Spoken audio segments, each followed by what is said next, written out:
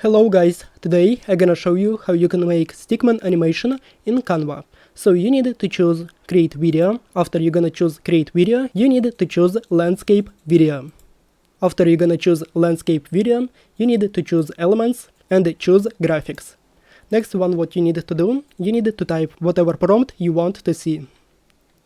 For example, I'm gonna type Stickman stuck on the island. Generate. Choose whatever picture you like. I like, for example, this one. So drag and drop.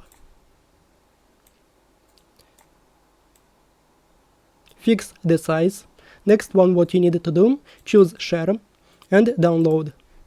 Here you need to choose PNG and download this one image. Now you can delete this one picture. From downloaded files, you can choose this one picture and drag and drop.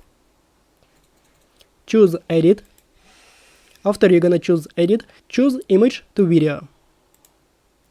Choose custom and type here similar text.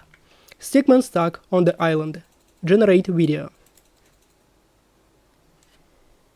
So here is my result. If you like this one video, don't forget to press like button and check other videos at my channel. That's gonna be very useful for me.